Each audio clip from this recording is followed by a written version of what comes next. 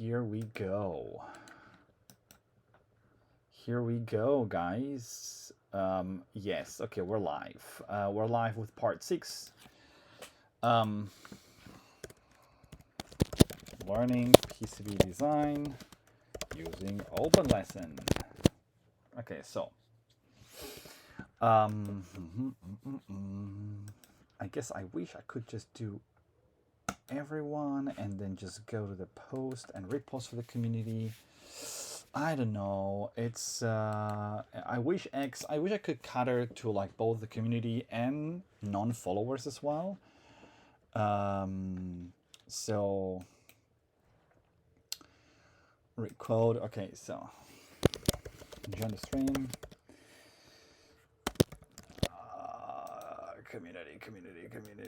Community, and then I can untick the followers. I think I should do both. I think just community is nice, and then I don't know if that affects reach or not. I don't know. And repost. Okay, whatever. We are here, and now I think we can bring back the open lesson one. So essentially, what I have to do is, so we'll bring back that setup, guys. To remember. So we'll do open lesson and then window capture, and then we will basically do.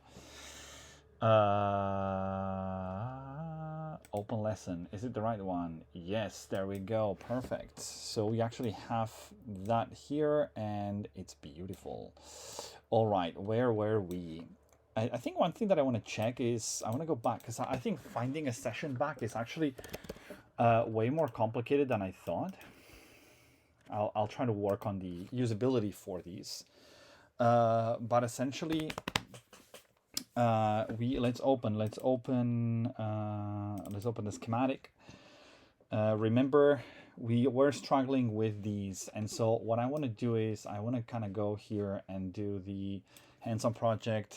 So I think that the challenge is if I go to a plan, if I go to the plan, PCB design plan, the PCB, not session, the plan, PCB design. If I open the plan, let me open the hands-on project because I had this paused English auto advance off. So I'm gonna go manual mode. That's a new thing now. So essentially the AI is not gonna push me. I wanna be more focused. But whenever I think I'm done, I can actually ask the AI, can I move forward? And then the AI kind of like tells me whether it thinks that I can move forward or not. So it's more like it's a calmer mode, especially when you're doing project work. I think that helps a lot. So we're getting started. So we're manual mode on, and then we are basically on the physical layout of things, right? I still see there's a few things that are in session. No, in session. No, I want to resume. Yeah, perfect. Okay. So let's just go back to only the monitoring for now. We are. We're looking at, oh yeah, and sorry, and I forgot about these. We need to do screen capturing. This screen capturing. All right, perfect. So, so this way the model like gets everything. And maybe I should have something here that tells me exactly what I'm sharing, what it's on and off. This is a nice idea. Let me just write it down real quick. Have a quick glance of what data streams are on and off on the monitoring side, maybe, or somewhere like on the bar side. It's all good. Okay. Because when I'm here in the plan, the problem is this is now my plan view, right? And the problem is that if I start from here, what I should actually show here is like I should show like an existing session and start lesson from the plan. So from plan view, start lesson should be start new lesson or just new lesson versus have a button to continue an existing lesson linked to that. I'll explain you why, because essentially when I'm here, this is a view, which is very good from a design perspective. These are not the sessions. These are prompts or control boxes to start a session, right? So and it's a bit misleading because it says in progress, but then if I click start, it actually starts. It actually creates a new one. You know what I mean? If I go here and I just put PCB design, you'll see that I get, like, if I go to sessions and I put PCB, you will see that I have two. You see, one started on March 12th, one on March 17th, which are the same title because I started twice from the plan, and I have to make sure that I fix that. Anyway, we are here now. Awesome, perfect. So let's go. I mean, the problem, so we are considering how the physical layout on the board might differ from your schematic due to component placement traces. So we're trying to understand actually a bit how the transition goes. And by then I was having, actually I was working with Grok on it. And on the fact that, this is such awful. On the fact that I couldn't connect. So, okay, so when I was running electrical rules checker, right? So I was trying the electrical rules checker, the ERC, and I was getting that wire's not connected to anything, okay? So, and this was, okay, but now I'm getting, you see, the thing is, wire's not connected. I don't understand why.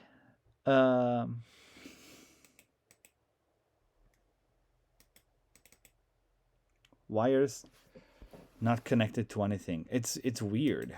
Like, so KiCad keeps telling me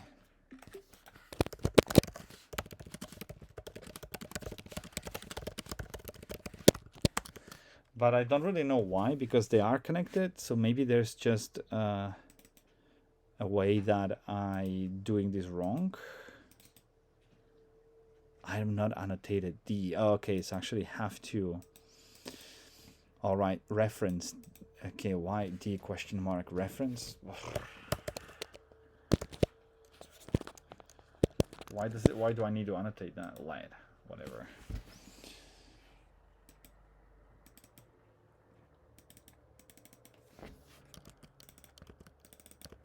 And the same here.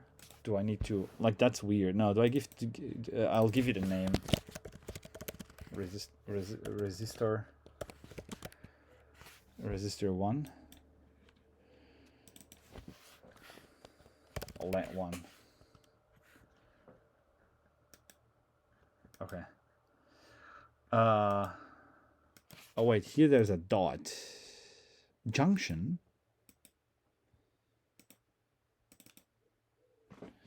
How do I do this?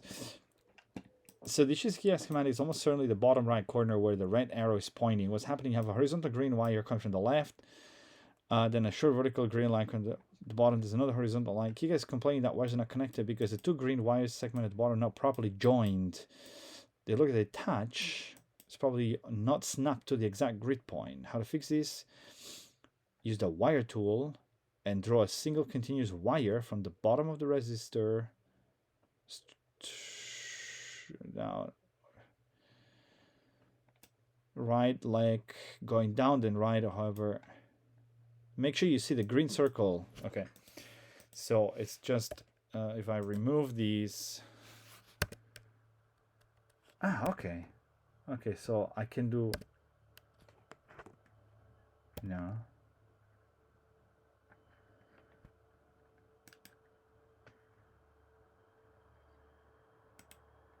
But I don't see one. So how do I?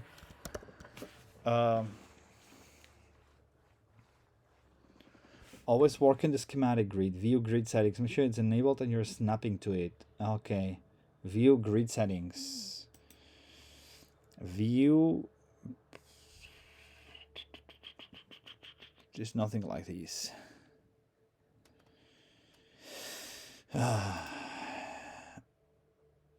Here maybe? Grid overrides. Show grid. Inches.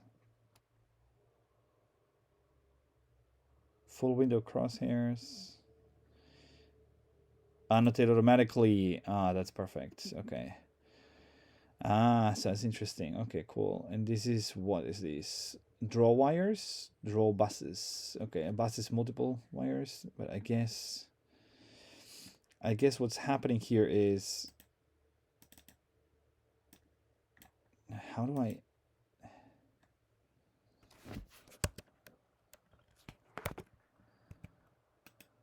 and how is that not, now connected? Inspect, electrical bus checker, rules checker. Oh, now it actually worked.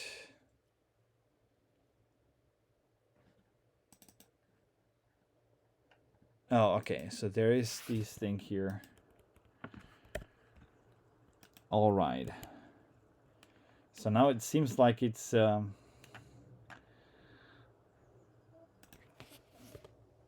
but still this does. Okay. Look, let's do these. Let's just do these. No, let's just do that, and then let's just do. I think it's just a matter of being precise with this stuff. It's a little odd, but yeah, okay. So let's just remove these, and let's just save that, and then let's run the checker again. Input power pin not driven by any output power pins. Okay, so now we have that thing here. Input power.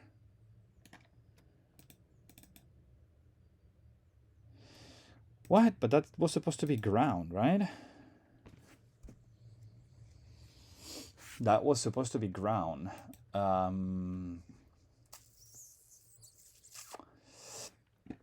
me check.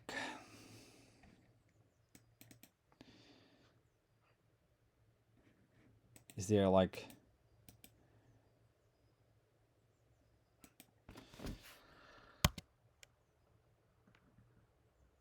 ground.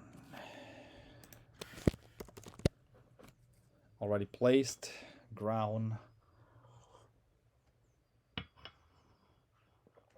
Earth. Okay, maybe I could just do earth.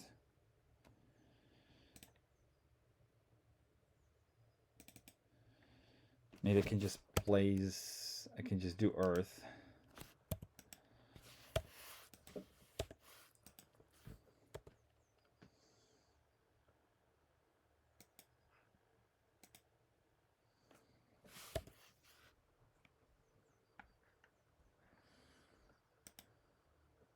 Maybe that works. Just earth.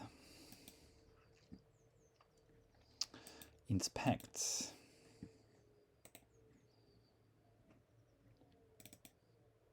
Okay, it still tells me how. So that still tells me these. Input power pin not driven by any output pins. Input power, so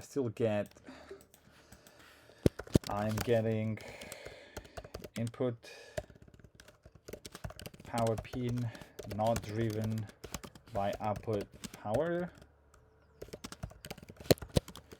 So I need to figure. This is a bit annoying. They're being very specific about this kind of stuff. So why would you not want to do that or whatever? So quick alternatives: if you prefer not to have visible symbols everywhere, you can lower the severity of this specific ERC rule to warning or ignore file schematic setup. But adding the power flag as the proper way, it clearly documents to KiCad and to anyone reading the schematic that the net is indeed powered from somewhere. Yeah, but that's Earth.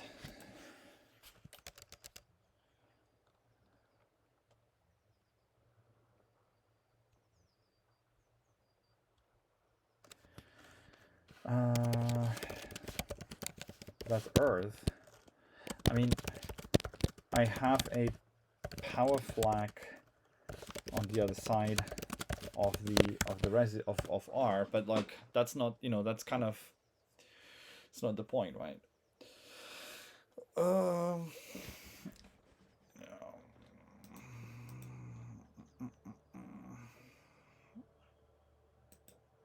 That's not the point, right? I mean, Tiny green. No, what? No, it's here, the power flag. It's connected.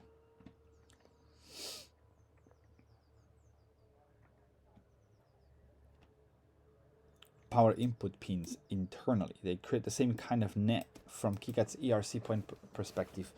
The Earth one just looks different graphically, often used for chassis PE ground, but it still needs its own power flag. If nothing else on that net is a power output. Oh, so you need an input and an output actually. Okay, then go F yourself with these, and then let's just add a power flag.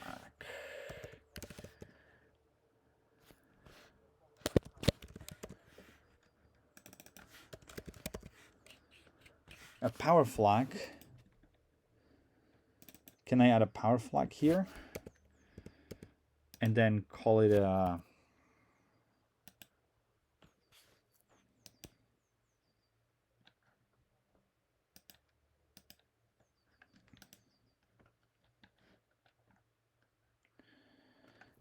can I call it an output, or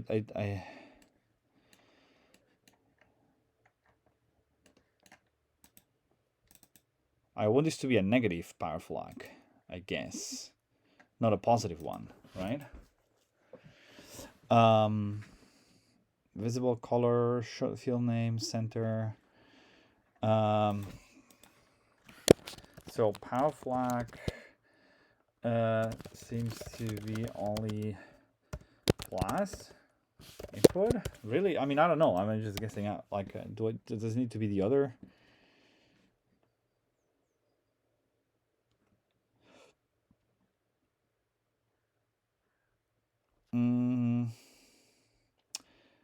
Press the play in the power symbols chooser. Scroll down or type power flag. It should appear. Place it anywhere on the green wire.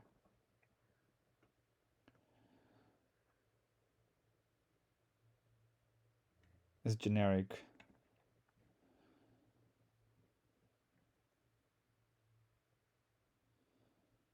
It's placed on the wrong net. How does this work though? Why is this relevant? And how does KiCad know which power flag is power input and which is power output? This all seems too like convoluted for nothing.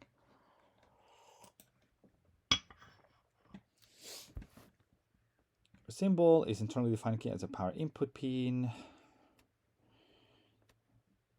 Every power input pin must be connected to at least one power output pin on the same net. Without something that acts as power output, since the Earth net has no source of power, even though in reality it obviously does, it's just coming from outside the schematic. That's exactly why you keep getting the input power pin. So visually a way to calculate, yes, this net really is powered. Trust me, the source is off sheet or from a connector, battery, etc. It doesn't guess. It looks like it's actually a type of each pin inside the symbol definition.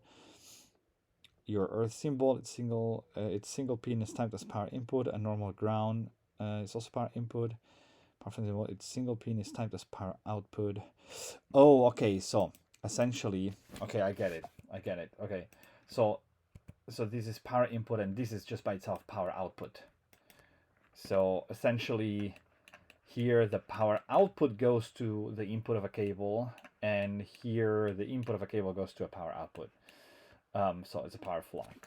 Okay, all right. In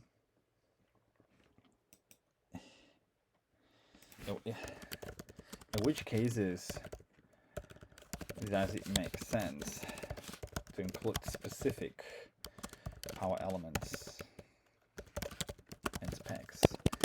I mean, at the end of the day, we're just designing PCB, right? Those assumptions seem universal, right? I mean, that's what I would think. That's what I would think that is happening, right? Yeah. the assumptions are not universal in the same sense that EDA tool forces them to the same way. If your project is tiny and you're okay with some ERC noise, you can lower the severity. So would you like me to show the cleanest way to draw your current resistor and plus as example? No. Okay, so when it makes sense to include specific elements and specs, this is a practical view. Situation: simple hobby board powered by USB, barrel jack, battery. Power goes through passives, few series resistors like your 1K2 ferrite diode switch, voltage regulator, hierarchical multi-sheet design, power symbols, ground earth on every sheet where needed. Clearly shows the power enters the board, the passive breaks the driven chain, no extra flux needed for the regulated rail. Power symbols are global, they connect across sheets automatically. Earth is electrically a power input, just like ground. Fast and dirty.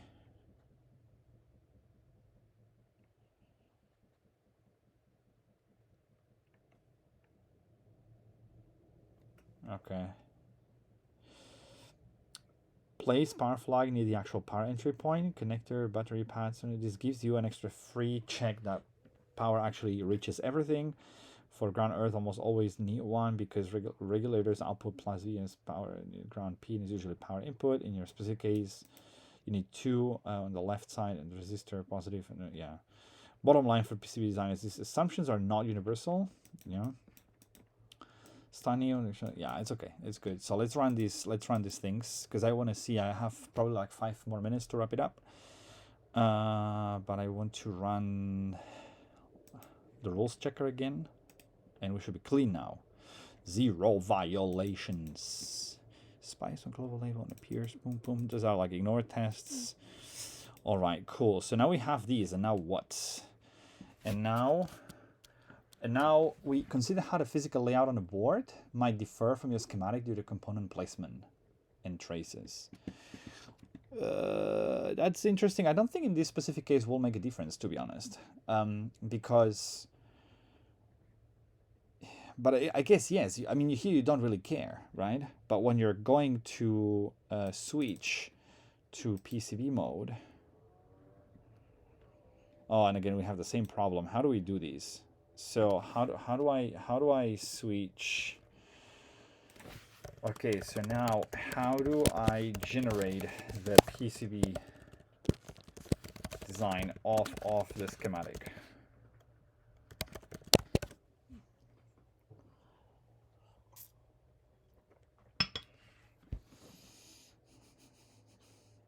Assign footprints, very important. You must tell KiCad which physical package footprint each symbol in your schematic should use.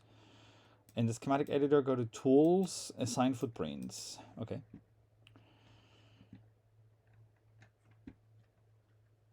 It's a real path. Any connectors, select the symbol on the left. Footprint. Okay, so I actually have to.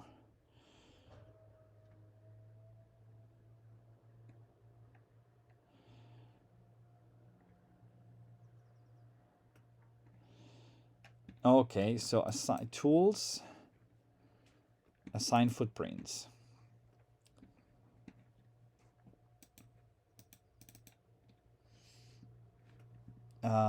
Symbol and filter footprints. battery. What?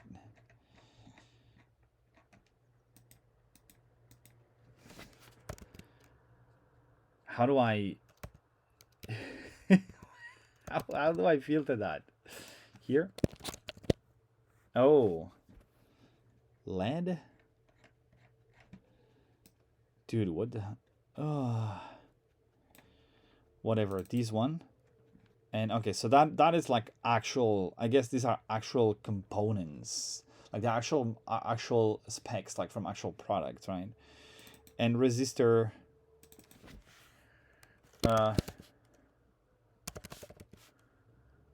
Resistor 1K2.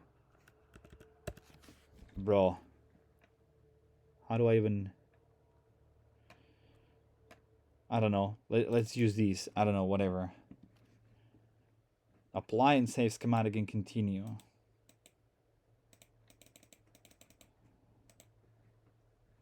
Okay, so now we somehow have these. No. Oh yeah, and now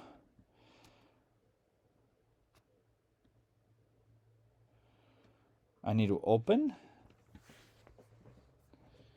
Well, now I guess, okay, I guess now what we need to do is open the file, right?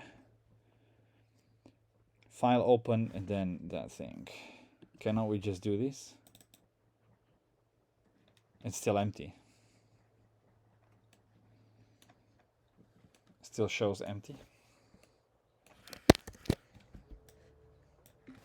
Right? It still shows empty. Oh yeah, okay. So go to tool in the PCB editor, go to tools, update PCB from schematic. Oh, okay. Tools, update PCB from schematic. Changes to be applied, warnings 0. Okay. Oh, nice. Okay, so actually it's yeah, okay, cool.